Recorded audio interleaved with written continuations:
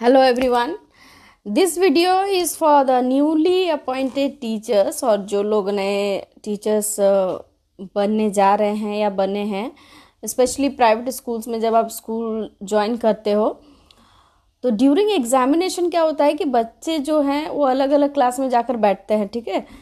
तो seating arrangement के हिसाब से तो जो इन्विजिलेटर होता है उसे एक स्लिप या एक रिकॉर्ड बनाना पड़ता है कि उसके क्लास में कौन कौन से बच्चे बैठे हैं, कौन कौन सा कितने बच्चे प्रेजेंट हैं। तो हर एक स्कूल जो होता है वो उसका अपना अपना तरीका होता है उसको मेंटेन करने का। तो मैं आपको एक तरीका शेयर करने जा रही हूँ, ठीक है।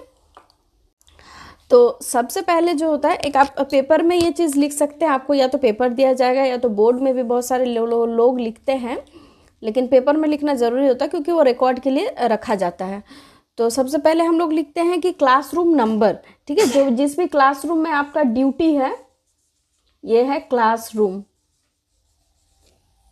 मतलब जिस भी क्लासरूम में आपका ड्यूटी है, क्लासरूम नंबर जो है या तो क्लासरूम 6 है 5 है ऐसे करके भी रह सकता है, या तो क्लासरूम नंबर 1 2 3 ऐसे भी लिखा रह सकता है। तो सबसे पहले आपको वो क्लासरूम लिखना है कि कौन सा क्लास है, ठीक है। अब ये स्कूल वाइज वेरी करता है, कुछ कुछ स्कूल होते हैं ना वो नंबर दे देते हैं, क्लासरूम नंबर 1 2 3 4। और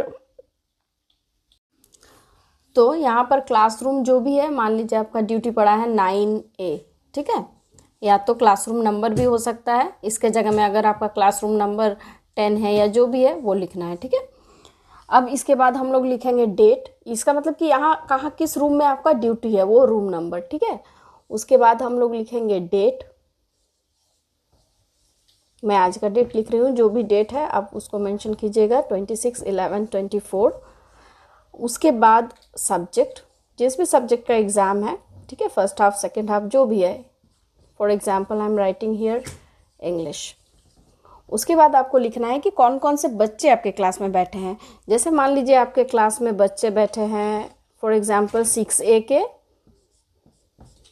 7B के और 8A के, ठीक है। अब किस रोल नंबर से किस रोल नंबर तक, जैसे मान लीजिए 6A में रोल नंबर 1 से 10 तक के बच्चे आपके क्लास में बैठे हैं, ठीक है। 7B का मान लीजिए रोल नंबर, ये आपके डोर पे पेस्ट होगा या तो आपको बता दिया जाएगा, ऐसा ये इंस्ट्रक्शन स्कूल से मिल जाता है। जैसे मान लीजिए 11 से 20 तक के बच्चे बैठे हैं और यहाँ पर मान लीजिए रोल नंबर 1 to 5 बच्चे बैठे हैं। तो फिर आप यहाँ पर मेंशन कीजिएगा प्रेजेंट कितने बच्चे हैं, एब्सेंट कौन से बच्चे हैं और टोटल। हाँ, तो अब मान लीजिए 6A में 10 बच्चे हैं, रोल नंबर 1 to 10, तो जितने प्रेजेंट है, मान लीजिए 9 बच्चे प्रेजेंट है, 9 बच्चे, यहाँ 9 लिखेंगे, एक बच्चा एब्सेंट है तो यहाँ 1 लिखेंगे।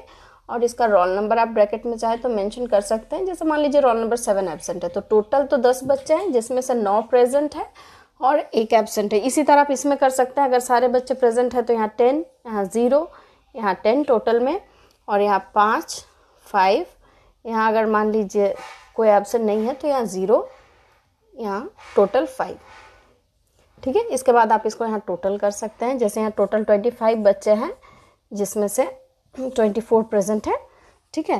तो इस तरीके से, और at the end your signature with date.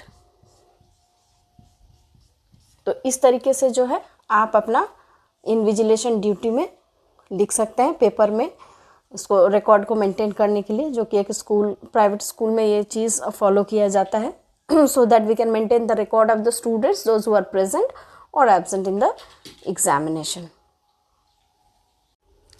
So thank you, have a good day.